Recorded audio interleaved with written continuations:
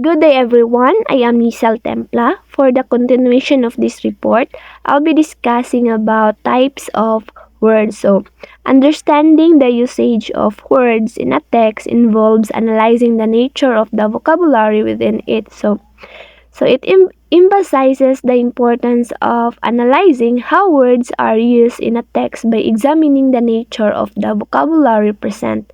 It highlights that writers and speakers have a variety of choices when it comes to the selecting words, including considering factors like simplicity versus complexity, concreteness versus abstractness, antiquity versus modernity, and specificity versus generality.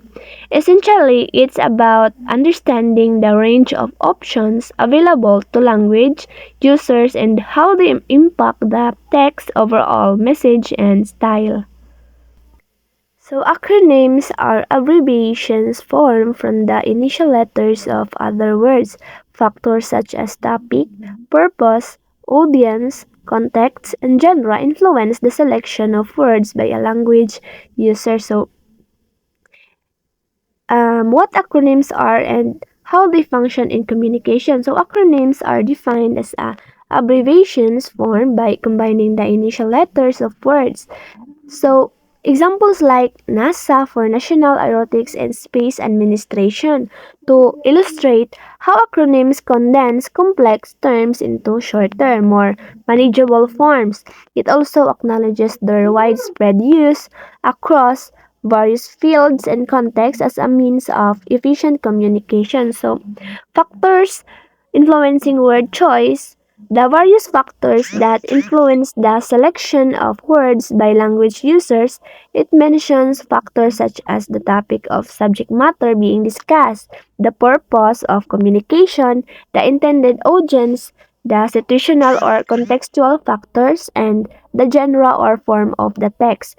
So, how these factors collectively shape the language used in communication in underscores their significance in determining the effectiveness and appropriateness of the message conveyed.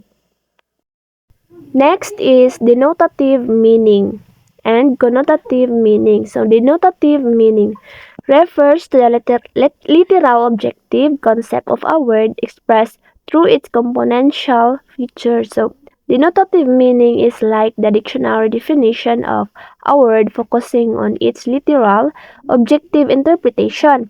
It's the basic, straightforward meaning that can be easily defined in terms of the word's characteristic or feature. So, for example, when we say man, the denotative meaning refers to the characteristic like being a human in an adult male.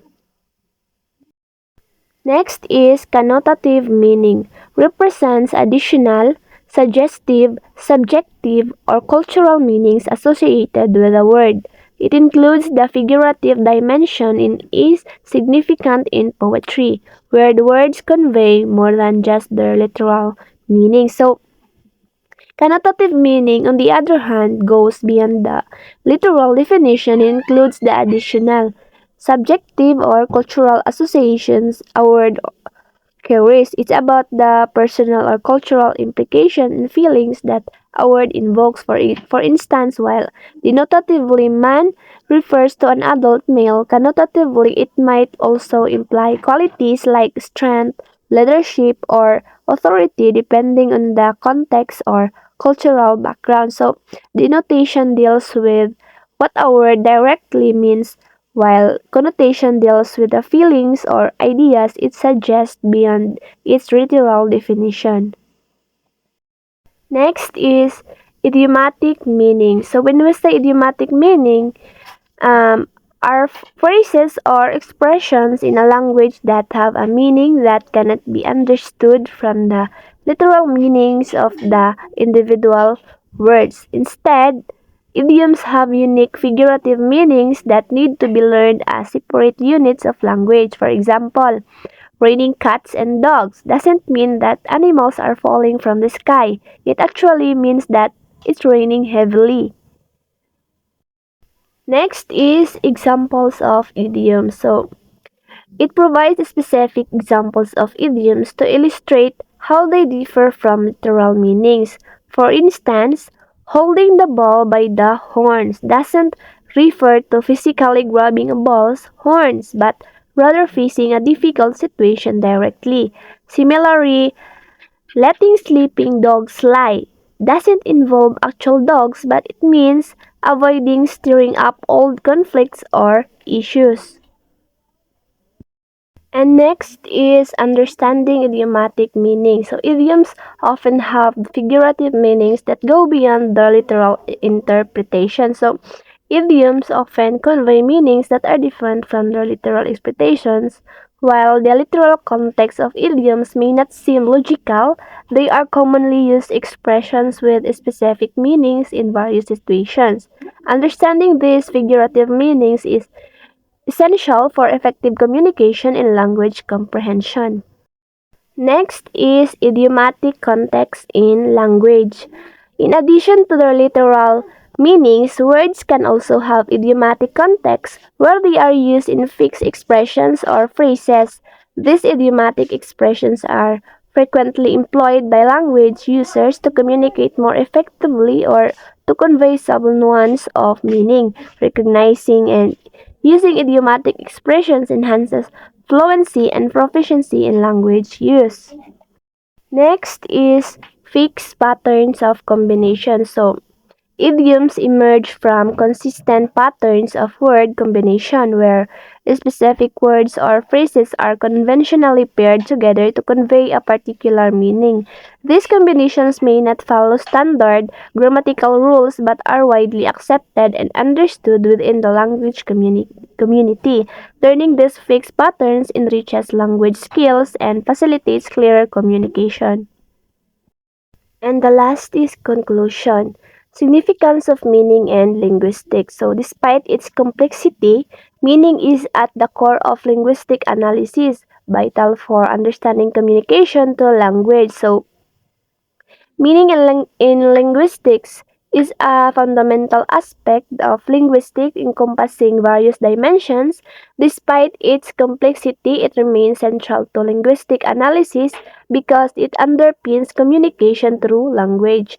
Researchers grapple with understanding the nuances of meaning to gain insight into how language functions. Next is importance of word level meaning. So words form the basic units of language and text, making the analysis of word level meaning essential for linguistic comprehension. So words serve as the basic units of language and text. Analyzing their meaning at the word level is crucial for understanding the structure and content of text by examining the meanings of individual words. Linguists can uncover layers of nuance and contribute to a deeper understanding of language use. And last is core of communication. Words convey concepts and ideas, shaping communication. Therefore, analyzing word level meaning is crucial for interpreting linguistic communication effectively. So, words are the primary vehicles of conveying concepts, ideas, and messages in communication. Understanding the meaning of words is essential for effective communication, as it enables speakers and listeners to convey and interpret information accurately. Analyzing word level meaning enhances our ability to comprehend and engage with linguistic communication proficiently. So that's all our report. Thank you.